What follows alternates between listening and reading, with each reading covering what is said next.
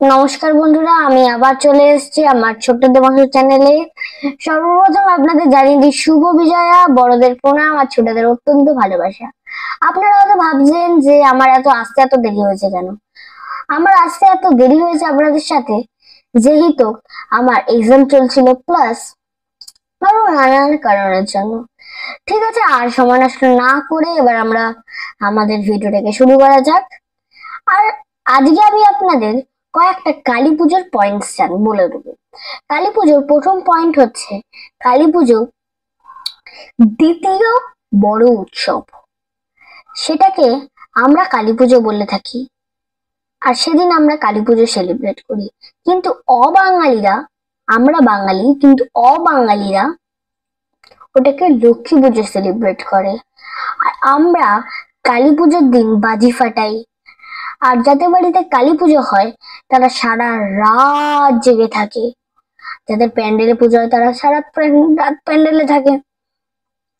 তো আমরা কালী পুজোটাকে খুব ভালোভাবেই কাটাই। আর কালী পুজোর আগের দিনটাকে আমরা বলি ভূত চতুর্দশী। ভূত চতুর্দশী অন্যরা অনেক সময় হ্যালোউইন ডেও বলে থাকে। তাই জন্য আমরা কালী পুজোকে ভালোবাসি প্রচন্ড। আর আমরা কালী পুজোর দিন বাজি ফাটাই আর অনেক আনন্দ করি, আর আমাদের ঘরটাকে অনেক লাইটস দিয়ে সাজাই। আর এই কালী পুজো যেরকম আমাদের এখানে দুর্গা পুজো অনেক বড় করে হয়, সেরকম বারাসাত, কালীঘাট এরম জায়গায় কালী পুজো আরো বড় করে হয়। আরো অনেক রকমের জায়গা আছে, কিন্তু ওরম টাইপের জায়গায় অনেক বড় করেও কালী পুজো হয়, যেরকম ঠিক আমাদের দুর্গা পুজোর মতন। ঠিক আছে, নমস্কার বন্ধুরা।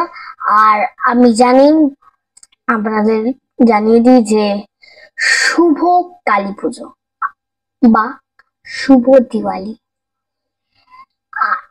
আপনারা নিশ্চয়ই বাজি কিনে নিয়েছেন কালী পুজোর জন্য, আর রোদ্দুরেও দেওয়া শুরু করে দিয়েছেন।